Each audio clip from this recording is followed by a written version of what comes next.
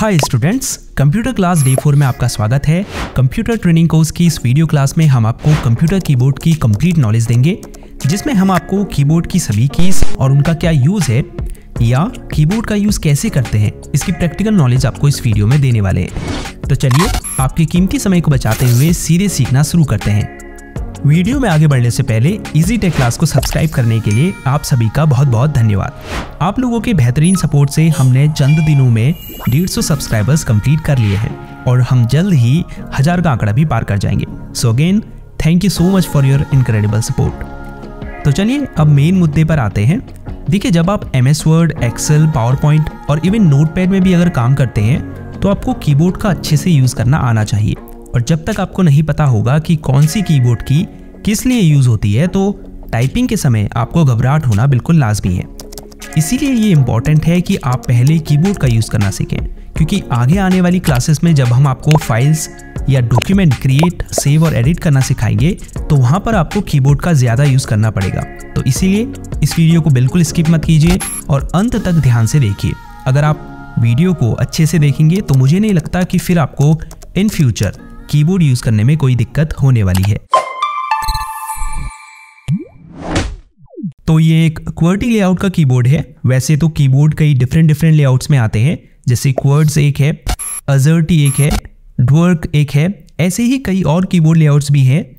लेकिन इंडिया में मोस्टली आपको QWERTY लेआउट के कीबोर्ड ही मिलेंगे। कैसे पता करेंगे कौन सा कीबोर्ड लेआउट है? तो अगर इसके पहले 6 अल्फ़ाबेट कीज़ को देखें तो वो कुछ इस तरह से है, QWERTY। तो इन वर्ड्स को अगर मिला दें तो बनेगा QWERTY। ऐसे ही हर कीबोर्ड लेआउट का पता आप कर सकते हैं उसके पहले कुछ अल्फ़ाबेट कीज़ को देखकर।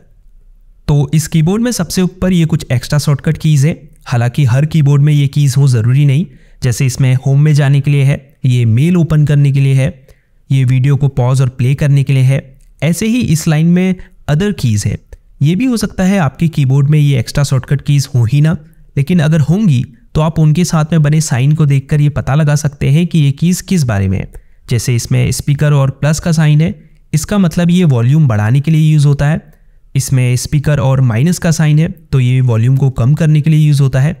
ऐसे ही अदर कीज़ के साइन को देखकर आप जान सकते हैं कि उसका क्या यूज़ है।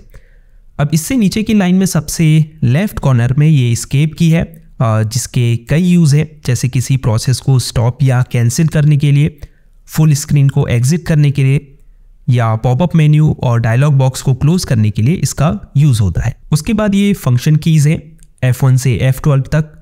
इन सभी कीज़ का अपना अलग अलग फंक्शन होता है। फॉर एग्जांपल, आपने कोई प्रोग्राम ओपन किया हुआ है, लेट्स से गूगल क्रोम। अगर आप F1 प्रेस करेंगे तो उसकी हेल्प और सपोर्ट विंडो ओपन हो जाएगी। ऐसे ही कोई भी प्रोग्राम आपने ओपन किया हो, उसके हेल्प सेक्शन को ओपन करने के लिए आप F1 की का यूज़ कर सकते हैं। फिर F2 है, अगर आपको किसी फाइल, फोल्डर या डेस्कटॉप आइकन का नेम चेंज करना है तो आप माउस कर्सर को उस आइटम के ऊपर ले जाकर F2 प्रेस कीजिए। F3 को दबाकर आप करंटली ओपन प्रोग्राम में सर्च फीचर को एक्टिव कर सकते हैं, जिसकी मदद से फिर आप फाइल्स, फोल्डर या फिर एक डॉक्यूमेंट और वेब पेज में किसी स्पेसिफिक वर्ड को ढूंढ सकते हैं। F4 की का यूज़ एक प्रोग्राम से दूसरे प्रोग्राम में डिफरेंट हो सकता है। फॉर एग्जाम्पल, एक्सेल में F4 की को प्रेस करके आप अपने लास्ट एक्शन को जितनी बार चाहे उतनी बार रिपीट कर सकते हैं। इसके अलावा इसका उपयोग दूसरी कीज़ के साथ में भी किया जा सकता है, जैसे Alt + F4 को दबाकर आप करंटली ओपन विंडो को क्लोज कर सकते हैं। फिर है F5, जिसका यूज़ भी अलग अलग प्रोग्राम में डिफरेंट हो सकता है। फॉर एग्जाम्पल, किसी ब्राउज़र में एक वेब पेज को रीलोड या रिफ्रेश करने के लिए आप F5 की प्रेस कर सकते हैं। ऐसे ही MS वर्ड में इससे find and replace window open कर सकते हैं। कहने का मतलब है जिस भी प्रोग्राम को आपने ओपन किया होगा उसके हिसाब से इसका फंक्शन चेंज हो सकता है। फिर है F6, अगर आपने कोई इंटरनेट ब्राउज़र ओपन किया होगा, जैसे ही आप F6 प्रेस करेंगे तो एड्रेस बार में जो भी URL होगा वो सेलेक्ट हो जाएगा, जिसे फिर आप कॉपी कट कर सकते हैं या एड्रेस बार में कुछ और टाइप करके सर्च भी कर सकते हैं। फिर है F7 की, अगर आपने MS word, excel, power point इन प्रोग्राम को ओपन किया होगा तो F7 की प्रेस करके आप स्पेलिंग और ग्रामर चेक करने वाले डायलॉग बॉक्स को ओपन कर सकते हैं। फिर है F8, अगर आपका कंप्यूटर टर्न ऑन हो रहा है और उस समय अगर आप F8 की को बार बार दबाते हैं तो आप बूट मेन्यू को इससे ओपन कर सकते हैं। F9 का यूज़ बेसिकली आउटलुक में ईमेल को सेंड करने के लिए किया जाता है। फिर है F10, इस की का अलग अलग प्रोग्राम में डिफरेंट फंक्शन हो सकता है। फॉर एग्जांपल, अगर किसी ब्राउज़र को आपने ओपन किया है और आप F10 की प्रेस करते हैं तो उसका जो 3 डॉट आइकन होता है, जिसे मेन्यू बार भी कहते हैं, वो सेलेक्ट हो जाता है। फिर आप एंटर दबाकर उसे ओपन कर सकते हैं। अगर F11 को आप प्रेस करते हैं तो आप ब्राउज़र में फुल स्क्रीन को एक्टिव कर सकते हैं। वापस F11 प्रेस करके फुल स्क्रीन को एग्जिट भी कर सकते हैं। अब लास्ट फंक्शन की F12 है। अगर आपने MS ऑफिस का कोई एप्लीकेशन ओपन किया होगा तो आप जैसे ही F12 की प्रेस करेंगे, इससे save as dialog box open होगा, जिससे आप अपने डॉक्यूमेंट को कंप्यूटर में सेव कर पाएंगे। तो ये थी F1 से F12 तक की फंक्शन कीज़। अब इसी लाइन में सबसे राइट कॉर्नर पर 2 कीज़ और हैं। पहली में लिखा है PRT/SCR SYSRQ। ये प्रिंट स्क्रीन की है, जिसे अगर आप प्रेस करेंगे तो आपकी पूरी स्क्रीन क्लिपबोर्ड में कैप्चर हो जाएगी, फिर जिसे आप पेंट सॉफ्टवेयर में जाकर पेस्ट कर सकते हैं। अगर आप अपनी पूरी स्क्रीन का स्क्रीनशॉट लेना चाहते हैं तो आप प्रिंट स्क्रीन की का यूज़ कर सकते हैं। हो सकता है दूसरे कीबोर्ड में PRTSC या फिर PRTSCN ही लिखा हो, लेकिन आपको ये देखना है कि अगर शुरुआत में PRT लिखा है तो वो प्रिंट स्क्रीन की ही है। लास्ट में स्क्रॉल लॉक की है। जैसे ही आप इसे प्रेस करेंगे आप देख सकते हैं स्क्रॉल इंडिकेटर ऑन हो चुका है। इसका मतलब ये है कि अब स्क्रॉल लॉक इनेबल है। अगर आपने MS Excel ओपन किया है और आप स्क्रॉल लॉक को इनेबल करते हैं तो इससे क्या होगा, स्प्रेडशीट में जो भी सेल सेलेक्ट होगी वो लॉक हो जाएगी, और जब आप अप डाउन और लेफ्ट राइट एरो की दबाएंगे तो आप दूसरी सेल्स में मूव करने के बजाय स्प्रेडशीट में up down left right scroll करेंगे।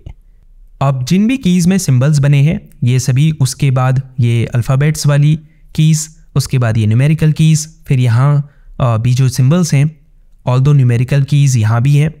तो ये जो सब कीज़ हैं, सिंबल्स, अल्फ़ाबेट्स और नंबर्स वाली, इन्हें हम टाइपिंग कीज़ कहते हैं, क्योंकि ये टाइपिंग में यूज़ की जाती है। अभी आगे बताऊँगा कैसे इनको यूज़ करना है। उसके बाद आ जाते हैं बैक स्पेस की पर। ये जो लेफ़्ट एरो है ये बैक स्पेस की का सिंबल है। जब आप इसे प्रेस करेंगे तो जिस भी वर्ड के आगे आपने माउस कर्सर को रखा होगा उसका एक कैरेक्टर डिलीट हो जाएगा। अगर आपने डॉक्यूमेंट में एक से ज़्यादा कैरेक्टर को डिलीट करना है तो बैक स्पेस की को वहाँ तक दबाए रखें जहाँ तक डिलीट करना है आपको। इसके नीचे एंटर की है। अगर आप किसी डॉक्यूमेंट में हैं या टेक्स्ट एडिटर में हैं तो एंटर की दबाकर आप पैराग्राफ की नेक्स्ट लाइन में मूव कर सकते हैं। इसके अलावा ओके बटन के रूप में भी आप इसका यूज़ कर सकते हैं। उसके अलावा ये शिफ्ट, कंट्रोल, ऑल्ट, इस तरफ भी हैं कंट्रोल, शिफ्ट, ऑल्ट। इन्हें मॉडिफायर कीज़ कहा जाता है। ये जो कीज़ है ये हमेशा दूसरी कीज़ के साथ में इस्तेमाल की जाती है, जिन्हें हम शॉर्टकट कीज़ भी कहते हैं। अगर आपको इन सिंबल्स को अपने डॉक्यूमेंट में ऐड करना है जिनमें नंबर्स लिखे हैं, कुछ कीज़ में 2-2 सिंबल्स हैं, अगर आप इन कीज़ को प्रेस करेंगे तो पहला सिंबल तो टाइप हो जाएगा, लेकिन जो इसमें दूसरा सिंबल बना है वो टाइप नहीं होगा। तो इन्हें टाइप करने के लिए फिर आप इन्हें शिफ्ट के साथ दबाएंगे। ऐसे ही अगर ऑल्ट की और F4 की को साथ में दबाएं तो आप करेंटली ओपन विंडो को क्लोज कर पाएंगे। तो ये जो 3 कीज़ हैं, ऑल्ट, कंट्रोल और शिफ्ट, ये हमेशा दूसरी कीज़ के साथ में कॉम्बिनेशन के रूप में यूज़ की जाती हैं। अब ये जो की है जिसमें छोटा सा माउस कर्सर बना हुआ है, इसे आप राइट क्लिक की जगह यूज़ कर सकते हैं। जैसे जब आप राइट क्लिक करते हैं किसी फाइल, फोल्डर, प्रोग्राम या लिंक के ऊपर तो एक पॉपअप मेन्यू ओपन होता है, वैसे ही जब आप इसे प्रेस करेंगे तो एक पॉपअप मेन्यू ओपन होगा। अब लेफ्ट कॉर्नर में कुछ इंपॉर्टेंट कीज़ हैं, जैसे कैप्स लॉक। अगर आप किसी अक्षर या शब्द को कैपिटल लेटर में टाइप करना चाहते हैं तो कैप्स लॉक को प्रेस कीजिए। यहाँ ऊपर अगर आपको कैप्स इंडिकेटर ऑन दिखे, इसका मतलब कैप्स लॉक इनेबल है। कैप्स लॉक की के ठीक ऊपर टैब की है, जिसके कई सारे इस्तेमाल होते हैं।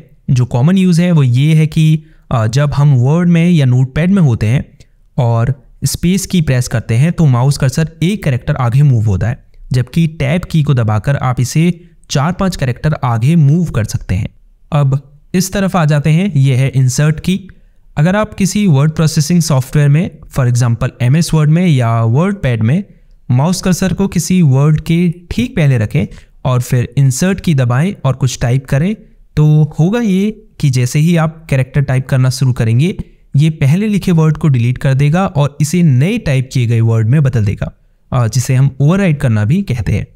इसके नीचे होम बटन है। अगर आपने माउस कर्सर को किसी पैराग्राफ लाइन के बीच में या लास्ट में या स्टार्टिंग में छोड़कर कहीं भी रखा है, अगर आप होम की दबाएंगे तो कर्सर लाइन की शुरुआत में आ जाएगा। इसके अलावा अगर आप किसी वेब पेज के एंड में होंगे तो आप होम की दबाकर वेब पेज में टॉप पर आ जाएंगे।